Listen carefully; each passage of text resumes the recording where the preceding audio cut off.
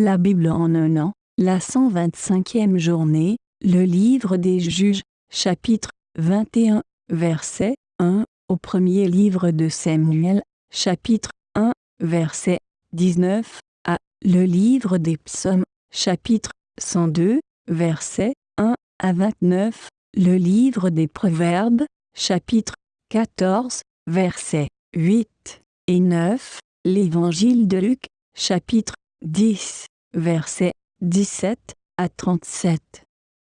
Le livre des Juges, chapitre 21. À Mitzpa, les hommes d'Israël avaient juré: aucun de nous ne donnera sa fille pour femme à un Benjaminite. Le peuple vint à Béthel, et il y resta devant Dieu jusqu'au soir. Ils se mirent à pleurer abondamment, et ils dirent: Éternel, Dieu d'Israël, pourquoi cela s'est-il produit en Israël? Pourquoi manque-t-il aujourd'hui une tribu d'Israël? Le lendemain, le peuple se leva de bon matin. Ils construisirent là un autel, et ils offrirent des holocaustes et des sacrifices de communion. Les Israélites dirent: dans toutes les tribus d'Israël, qui n'est pas monté à l'assemblée devant l'Éternel? En effet, on avait fait un serment solennel contre tout homme qui ne monterait pas vers l'Éternel à Mitzpa. On avait dit: il sera puni de mort. En outre, les Israélites éprouvaient des regrets en pensant à Benjamin, leur frère, et ils se disaient: aujourd'hui, une tribu a été supprimée d'Israël. Que faire pour procurer des femmes aux survivants, puisque nous avons juré par l'Éternel de ne pas leur donner nos filles en mariage? Ils dirent donc: y a-t-il quelqu'un dans les tribus d'Israël qui ne soit pas monté vers l'Éternel à Mitzpa? Il se trouva que personne de Jabès en Galaad n'était venu au camp à l'assemblée. On procéda au dénombrement du peuple, et il n'y avait là aucun des habitants de Jabès en Galaad. Alors l'assemblée envoya 12 000 soldats contre eux, en leur donnant cet ordre: allez frapper du tranchant de l'épée les habitants de Jabès en Galaad, y compris les femmes et les enfants. Voici ce que vous ferez: vous exterminerez tout homme ainsi que toute femme qui a connu le lit d'un homme. Ils trouvèrent parmi les habitants de Jabès en Galaad 400 jeunes filles vierges qui n'avaient pas eu de relation sexuelle avec un homme, et ils les amenèrent dans le camp à Silo qui se trouve dans le pays de Canaan. Toute l'assemblée envoya des messagers parler aux Benjaminites restés au rocher de Rimon et leur annoncer la paix. À ce moment-là, les Benjaminites revinrent et on leur donna les femmes de Jabès en Galaad, à qui l'on avait laissé la vie. Mais il n'y en avait pas assez pour tous. Le peuple éprouvait des regrets en pensant à Benjamin, car l'Éternel avait créé un vide parmi les tribus d'Israël. Les anciens de l'assemblée dirent: que faire pour procurer des femmes à ceux qui restent, puisque les femmes de Benjamin ont été exterminées? Ils ajoutèrent: il faut que les rescapés de Benjamin conservent leur héritage. Il ne faut pas qu'une tribu soit effacée d'Israël. Mais nous ne pouvons pas leur donner nos filles en mariage, car nous, les Israélites, nous avons juré: maudit soit celui qui donnera une femme à un Benjaminite. Ils se rappelèrent alors qu'il y avait chaque année une fête de l'Éternel à Silo, qui se trouvait au nord de Béthel, à l'est de la route, qui montait de Béthel à Sichem et au sud de Lebona. Alors ils donnèrent cet ordre aux Benjaminites: allez vous placer en embuscade dans les vignes. Vous ferez le guet, et lorsque les filles de Silo sortiront pour danser, vous sortirez des vignes, vous enlèverez chacun une des filles de Silo pour faire d'elle votre femme, et vous repartirez dans le pays de Benjamin. Si leur père ou leurs frères viennent se plaindre auprès de nous, nous leur dirons: accordez-les-nous, car nous n'avons pas pris une femme pour chacun dans la guerre. Ce n'est pas vous qui les leur avez données. Dans ce cas-là, vous seriez coupables. C'est ce que firent les Benjaminites. Ils prirent le nombre de femmes nécessaires parmi les danseuses qu'ils enlevèrent, puis ils partirent et retournèrent dans leur héritage. Ils reconstruisirent leur ville et y habitèrent. À ce moment-là, les Israélites repartirent de là, chacun dans sa tribu et dans son clan. Ils retournèrent chacun dans son héritage. À cette époque-là, il n'y avait pas de roi en Israël. Chacun faisait ce qui lui semblait bon. 1 Samuel, chapitre 1. Il y avait un homme de Ramathaïm Tsophim, de la région montagneuse d'Éphraïm, du nom d'Elkana. Il était le fils de Jéroham, fils d'Élihu, petit-fils de Tohu, et arrière-petit-fils de Tuph, et était éphraïmite. Il avait 2 femmes. L'une s'appelait Anne, l'autre Penina. Penina avait des enfants, tandis qu'Anne n'en avait pas.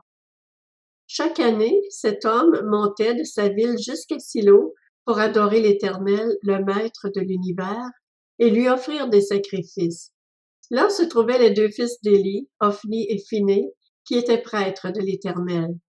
Le jour où Elkana offrait son sacrifice, il donnait des portions à sa femme Penina et à tous les fils et à toutes les filles qu'il avait d'elle. Mais à Anne, il donnait une portion double car il l'aimait, même si l'Éternel l'avait rendue stérile. Sa rivale la provoquait pour la pousser à s'irriter de ce que l'Éternel l'avait rendue stérile. Et toutes les années, il en allait de même. Chaque fois qu'Anne montait à la maison de l'Éternel, Penina la provoquait de la même manière. Alors elle pleurait et ne mangeait pas. Son mari Elkana lui disait, « Anne, pourquoi pleures-tu et ne manges-tu pas? Pourquoi ton cœur est-il attristé? Est-ce que je ne vaux pas pour toi mieux que 10 fils? » Anne se leva après que l'on eut mangé et bu à Silo. Le prêtre Élie était assis sur son siège près de la porte du temple de l'Éternel. L'amertume dans l'âme, elle pria l'Éternel et pleura abondamment. Elle fit le vœu suivant. Éternel, Maître de l'univers, si tu consens à regarder la détresse de ta servante, si tu te souviens de moi, si tu n'oublies pas ta servante et lui donnes un fils, je le consacrerai à l'Éternel pour toute la durée de sa vie, et le rasoir ne passera pas sur sa tête. Comme elle restait longtemps en prière devant l'Éternel, Élie observa sa bouche. Anne parlait dans son cœur et ne faisait que remuer les lèvres. On n'entendait pas sa voix. Élie pensa qu'elle était ivre, et il lui dit, « Jusqu'à quand seras-tu ivre? Va cuver ton vin. » Anne répondit, « Ce n'est pas cela, mon Seigneur. Je suis une femme à l'esprit abattu. Je n'ai bu ni vin, ni boisson enivrante, mais j'ai penché mon cœur devant l'Éternel.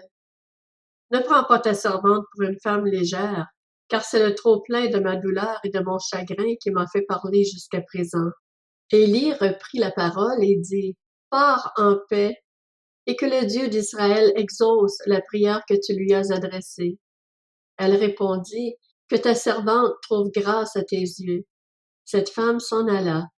Elle se remit à manger et son visage ne fut plus le même. Ils se levèrent de bon matin et, après avoir adoré l'Éternel, ils partirent et retournèrent chez eux à Rama. Le livre des Psaumes, chapitre 102. Prière d'un malheureux lorsqu'il est abattu et qu'il expose sa plainte à l'Éternel. Éternel, écoute ma prière et que mon cri parvienne jusqu'à toi. Ne me cache pas ton visage lorsque je suis dans la détresse. Tends ton oreille vers moi quand je crie. Réponds-moi vite, car mes jours s'évanouissent comme une fumée et mes os sont enflammés comme un brasier. Mon cœur est frappé et se dessèche comme l'herbe. J'en oublie même de manger mon pain. À force de gémir, je n'ai plus que la peau sur les os. Je ressemble au pélican du désert. Je suis comme le chat-huant des ruines. Je suis privé de sommeil et je ressemble à l'oiseau resté tout seul sur un toit. Chaque jour, mes ennemis m'insultent. Ils se moquent de moi. Ils emploient mon nom dans leurs serments. Je mange de la cendre au lieu de pain et je mêle des larmes à ma boisson à cause de ta colère et de ta fureur. Oui, tu t'es emparé de moi et m'as rejeté. Mes jours déclinent comme l'ombre du soir, et je me dessèche comme l'herbe. Mais toi, Éternel, tu règnes éternellement, et l'on se souvient de toi de génération en génération. Tu te lèveras, tu auras compassion de Sion, car il est temps de lui faire grâce. Oui, le moment fixé est arrivé, car tes serviteurs en aiment les pierres, et sont attachés à sa poussière. Alors les nations craindront le nom de l'Éternel, tous les rois de la terre craindront ta gloire. Quand l'Éternel reconstruira Sion, il se montrera dans sa gloire.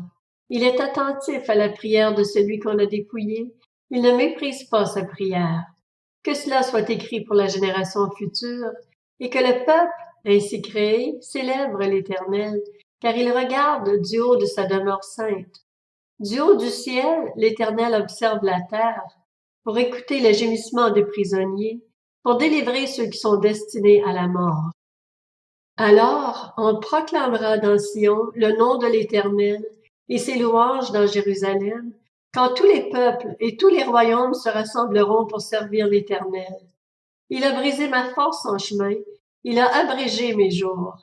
Je dis, mon Dieu, ne m'enlève pas au milieu de ma vie, toi dont l'existence traverse les générations. Autrefois tu as fondé la terre, et le ciel est l'œuvre de tes mains. Eux, ils disparaîtront tandis que toi, tu restes là. Ils vieilliront tous comme un vêtement. Tu les remplaceras comme un habit, et ils céderont la place. Mais toi, tu es toujours le même, et ton existence n'aura pas de fin. Les fils de tes serviteurs pourront s'établir, et leur descendance s'affermira devant toi. Le livre des Proverbes, chapitre 14. La sagesse de l'homme avisé, c'est de discerner sa voie. La folie des hommes stupides, c'est la tromperie. Les fous se moquent du péché, mais parmi les hommes droits se trouve la bienveillance. L'Évangile de Luc, chapitre 10. Les 70 revinrent tout joyeux et dirent, Seigneur, même les démons nous sont soumis en ton nom. Jésus leur dit, Je regardais Satan tomber du ciel comme un éclair. Voici, je vous ai donné le pouvoir de marcher sur les serpents et les scorpions, et sur toute la puissance de l'ennemi, et rien ne pourra vous nuire. Cependant, ne vous réjouissez pas de ce que les esprits vous sont soumis, mais réjouissez-vous de ce que vos noms sont inscrits dans le ciel. À ce moment même, Jésus fut rempli de joie par le Saint-Esprit et dit, Je te suis reconnaissant, Père, Seigneur du ciel et de la terre, de ce que tu as caché ces choses aux sages et aux intelligents et les as révélées aux enfants. Oui, Père, je te suis reconnaissant que c'est ce que tu as voulu. Mon Père m'a tout donné, personne ne sait qui est le Fils si ce n'est le Père, ni qui est le Père si ce n'est le Fils et celui à qui le Fils veut le révéler. Puis il se tourna vers les disciples et leur dit en privé, Heureux les yeux qui voient ce que vous voyez. En effet, je vous le dis, beaucoup de prophètes et de rois ont désiré voir ce que vous voyez et ne l'ont pas vu, entendre ce que vous entendez et ne l'ont pas entendu. Un professeur de la loi se leva et dit à Jésus pour le mettre à l'épreuve, Maître, que dois-je faire pour hériter de la vie éternelle? Jésus lui dit, Qu'est-il écrit dans la loi? Qui lis-tu? Il répondit, Tu aimeras le Seigneur ton Dieu de tout ton cœur, de toute ton âme, de toute ta force et de toute ta pensée, et ton prochain comme toi-même. Tu as bien répondu, lui dit Jésus, fais cela et tu vivras. Mais lui, voulant se justifier, dit à Jésus, Et qui est mon prochain? Jésus reprit la parole et dit, Un homme descendait de Jérusalem à Jéricho. Il tomba entre les mains de brigands qui le dépouillèrent et le rouèrent de coups et s'en allèrent en le laissant à moitié mort. Un prêtre qui, par hasard, descendait par le même chemin, vit cet homme et passa à distance. De même aussi un Lévite arriva à cet endroit. Il le vit et passa à distance. Mais un Samaritain qui voyageait arriva près de lui et fut rempli de compassion lorsqu'il le vit.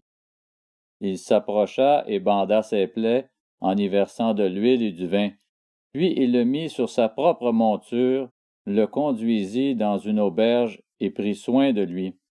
Le lendemain, à son départ, il sortit 2 pièces d'argent, les donna à l'aubergiste et dit, Prends soin de lui, et ce que tu dépenseras en plus, je te le rendrai à mon retour. Lequel de ces 3 te semble avoir été le prochain de celui qui était tombé au milieu des brigands? Mais celui qui a agi avec bonté envers lui, répondit le professeur de la loi. Jésus lui dit donc, Va agir de la même manière toi aussi.